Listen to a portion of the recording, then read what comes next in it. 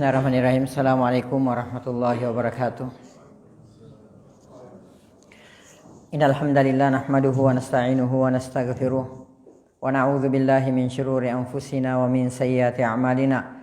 May yahdihillahu fala mudilla lahu wa may yudlil fala hadiyalah. Wa asyhadu an la ilaha illallah wa asyhadu anna Muhammadan abduhu wa rasuluhu la nabiyya ba'dah. Allahumma shalli wa sallim wa barik wa an'im ala nabiyyina Muhammad wa ala alihi wa sahbihi wa man sara ala nahjihi wa man jahada bi jihadihi wa ihtada bi hadihi wa istanna bi sunnatihi wa tamassaka biha ila yaumil mi'ad, amma ba'd. Ya ayyuhalladzina amanu taqullaha haqqa tuqatih wa la tamutunna illa wa antum muslimun.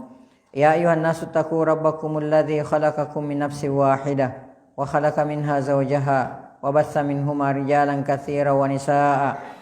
Wattaqullaha alladzi tasaaluna bihi wal arham innallaha kana 'alaikum raqiba. Ya ayyuhalladzina amanu taqullaha wa qulu qawlan sadida yuslih lakum a'malakum wa yaghfir lakum dzunubakum wa man yuti'illaha wa rasulahu faqad faza fawzan 'azima, amma ba'd.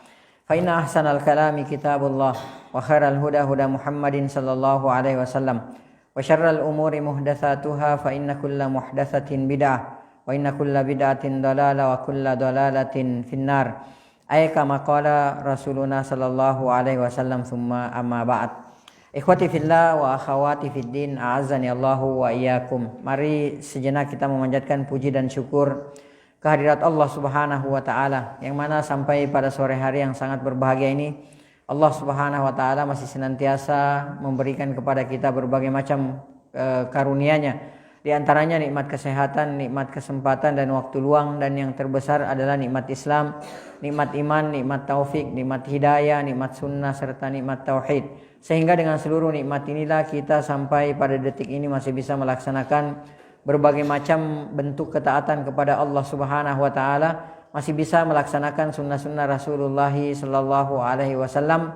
Dan yang terpenting adalah sampai pada detik ini kita masih bisa melaksanakan berbagai macam bentuk kewajiban yang telah diwajibkan oleh Allah Subhanahu wa taala kepada kita sebagai seorang muslim, sebagai seorang muslimah. Di antaranya melaksanakan sholat maghrib secara berjamaah, alhamdulillah, lalu kemudian dilanjutkan dengan thalabul ilmi. Kemudian selanjutnya tak lupa pula salam dan salawat semoga senantiasa tercurahkan atas junjungan Nabiullah Muhammad sallallahu alaihi wasallam, Nabi yang telah membawa kita, Nabi yang telah mengeluarkan dan menuntun kita dari gelap dan pekatnya alam jahiliyah menuju kepada terangnya alam Islam yang sempurna. Bapak dan Ibu sidang jamaah salat maghrib yang semoga dirahmati oleh Allah Subhanahu wa taala. Insyaallah taala atas izin, pertolongan dan taufik dari Allah Subhanahu wa taala, pada malam hari yang sangat berbahagia ini, di tempat yang insyaallah taala diberkahi oleh Allah taala ini, kembali kita akan melanjutkan pembacaan kitab Al-Kabair, buah karya dari Al-Imam Az-Zahabi rahimahullahu taala rahmatan wasi'ah. Dan insyaallah taala pada pertemuan kita kali ini kita masih membahas dosa besar yang ke-25, Al-Kabira Al-Khamisa wal 20, dosa besar yang ke-25, yaitu qatilu nafsihi wa hiya min a'zamil kabair. Yang Al-Imam Az-Zahabi rahimahullahu taala memberikan tema, ya, qatilu nafsihi, membunuh diri, ya, membunuh dirinya. Wahia min a'zamil kabair, dan ini adalah merupakan, ya, salah satu dosa besar yang terbesar. Ikhwas sekalian yang semoga dirahmati oleh Allah Subhanahu wa taala.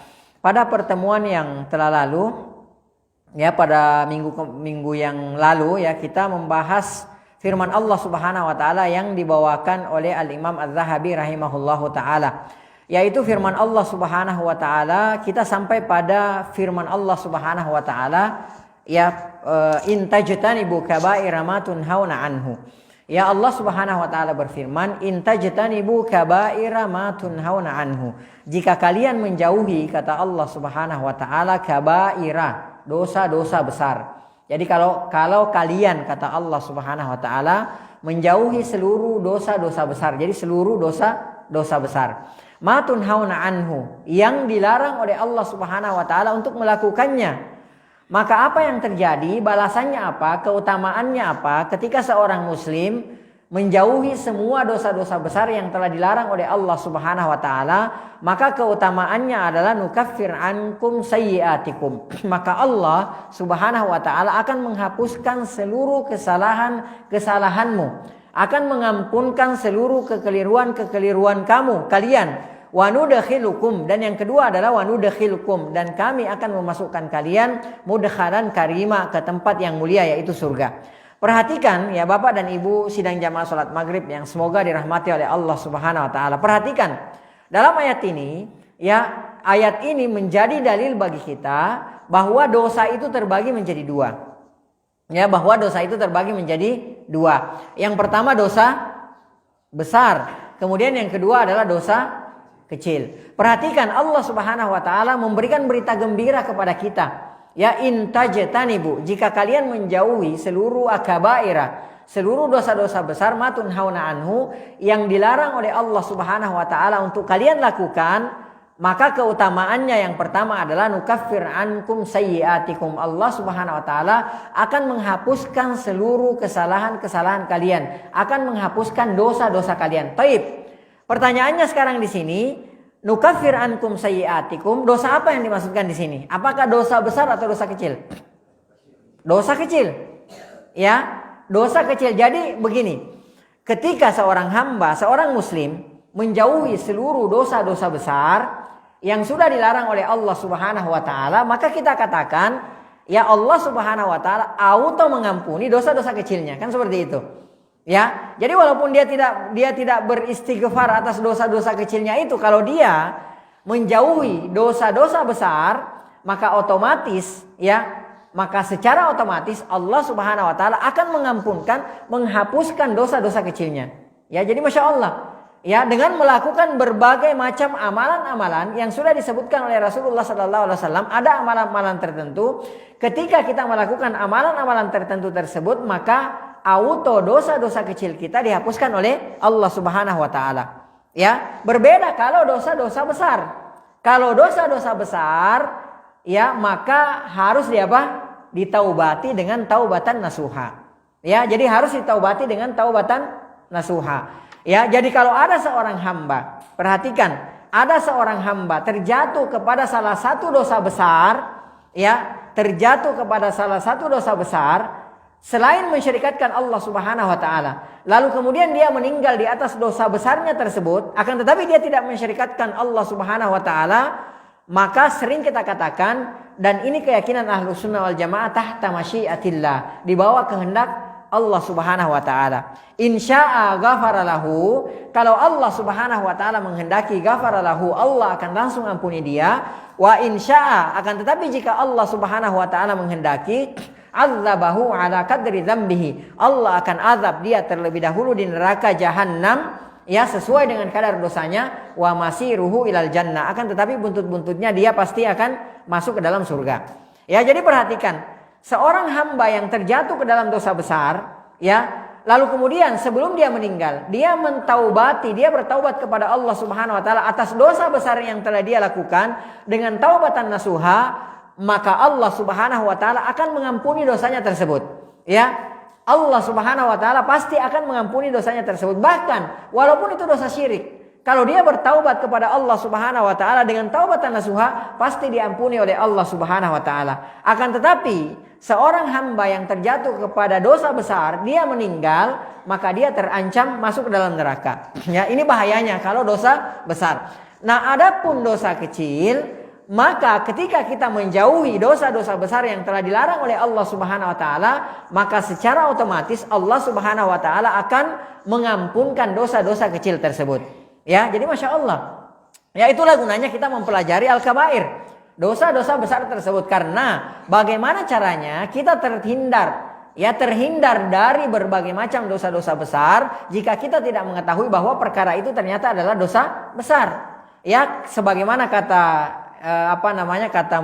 Hudzaifah bin Yaman radhiyallahu taala anhu, beliau mengatakan, kanan nas, adalah manusia di zaman Rasulullah SAW, yas'aluna anil khairi, mereka bertanya kepada Rasulullah tentang kebaikan. Adapun saya, kata Hudzaifah bin Yaman radhiyallahu taala anhu, aku bertanya kepada Rasulullah SAW anis syarri, ya, tentang apa?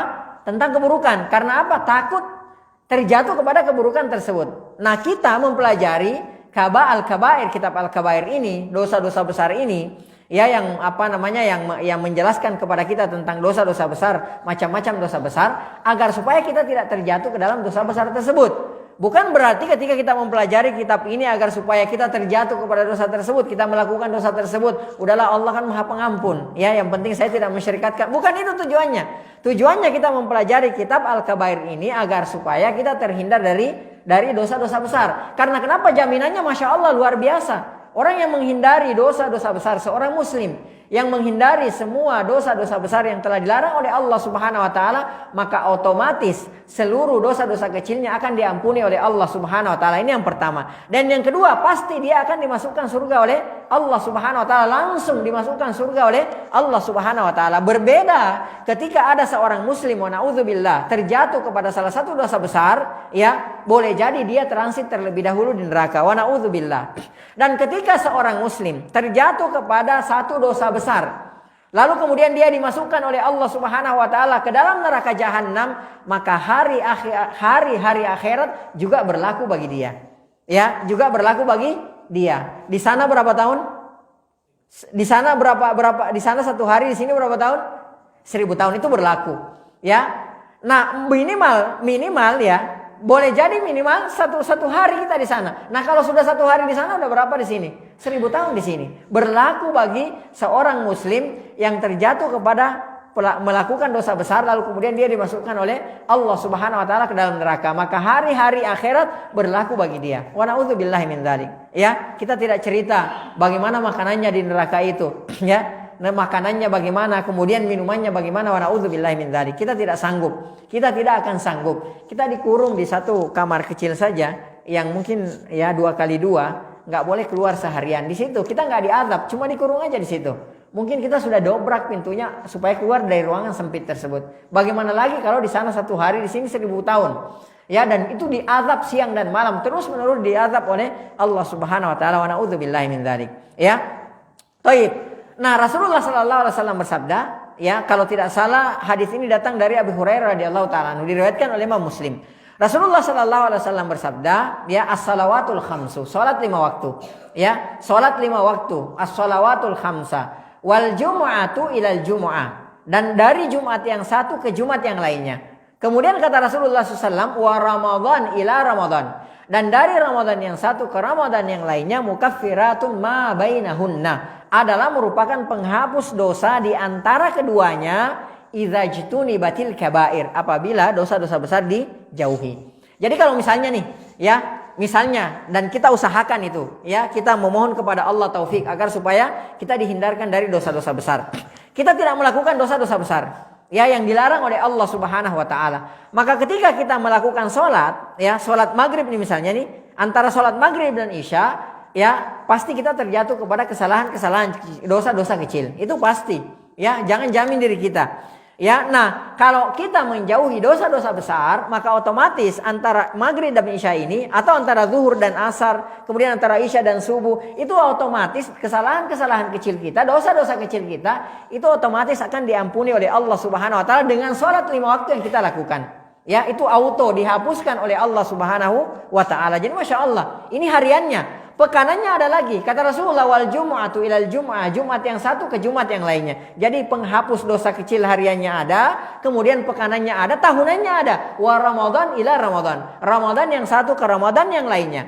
Ya, mukaffiratun ma bainahunna, penghapus dosa di antara keduanya, antara sholat zuhur dan asar, antara sholat asar dan maghrib, maghrib dan isya, isya dan subuh, demikian seterusnya. Kemudian pekanannya Jumat yang satu ke Jumat yang lainnya, tahunannya Ramadan ila Ramadan. Masya Allah, banyak penghapus dosa yang sudah ditetapkan oleh Allah Subhanahu wa taala, yang dijanjikan oleh Allah Subhanahu wa taala. Akan tetapi perhatikan, yang namanya dosa besar, ya, ketika kita terjatuh ke perbuatan dosa besar, wa na'udzubillahi min dzalik, maka tidak diampuni oleh Allah Subhanahu wa taala kecuali dengan apa? Dengan taubat.